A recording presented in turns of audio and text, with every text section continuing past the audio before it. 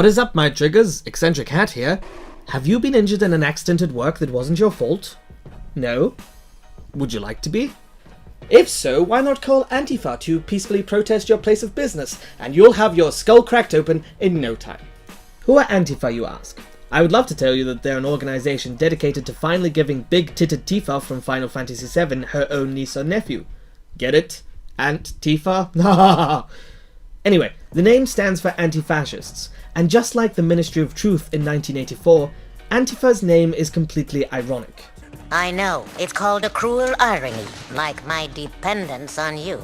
They are far-left protesters who wish to smash fascism in all its forms. They use violence, threats, intimidation, harassment, doxing, and arson to achieve their goals. Basically, everything Moses said was naughty. Of course, they have held non-violent protests in the past, but their consistency to dress like terrorists and then scream the same kinds of things as ISIS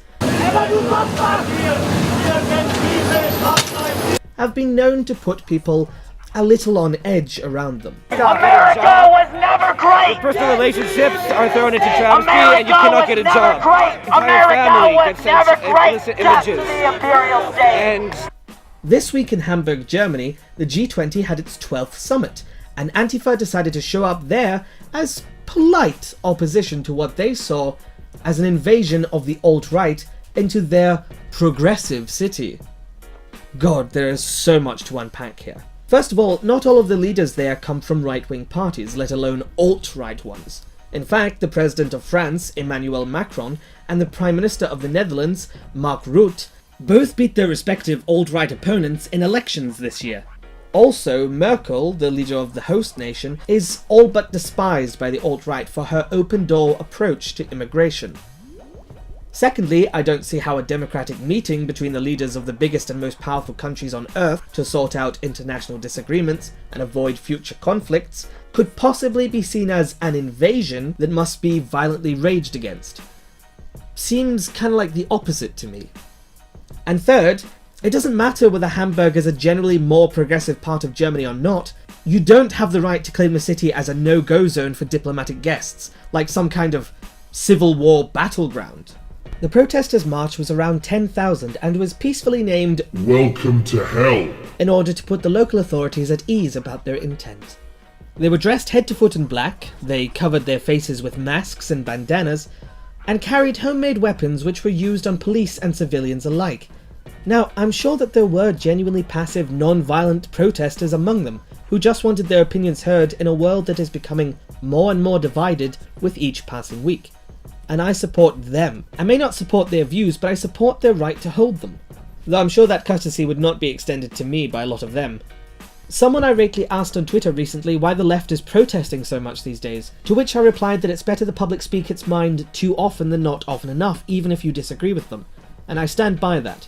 The left's whiny marches are getting on my incredibly patient tits too, but I still think that they have that right, as long as they don't incite violence. Which is exactly what happened in Germany.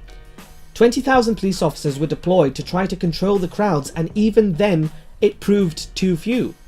They used tear gas, pepper spray, and water cannons to bring order to what was essentially anarchy. And even then, hundreds of people still ended up hospitalized. More police than protesters were injured, which, considering that they are the ones who have been trained and are wearing riot gear, should tell you something about the ferocity of Antifa members. Almost 100 people have been arrested so far in relation to the incident, which is a pretty small number given that the crowd was around 10,000. For those astrophysicists and mathematicians out there, I'm sure you've already calculated that that is a measly 1%. Now, depending on the news outlet you listen to, the blame will be tossed back and forth between the protesters and the police. But my particular favourite was the Young Turks, who did their best to defend Antifa, whilst coming off as more of a parody of a left-wing propaganda station. They started off by describing the protests as both non-violent and violent, whatever the fuck that means. Protests were non-violent, but also violent. Kind of like how if you stab someone in the face, they're both not sore and very sore. Then, the same woman describes the arson that was committed and the cars that were burnt as bonfires, like it's some kind of late 4th of July celebration. Protesters who went there to actually voice their opposition, others maybe to start a couple bonfires. Also, the whole way throughout the piece, Cenk cannot stop bringing the topic back to American police brutality. This made me realize how different Europe is than the US. 111 officers injured and dozens of protesters as well. In the US, that is not how the proportion would go. No.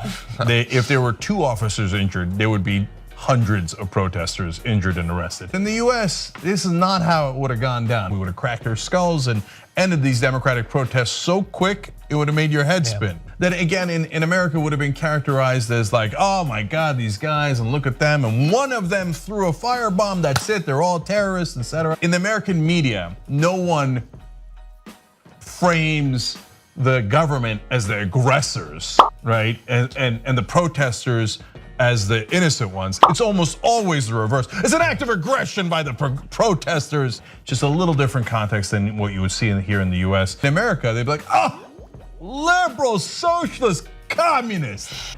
It's almost as if the people in Germany can hold their government accountable, and so it's freaking me out.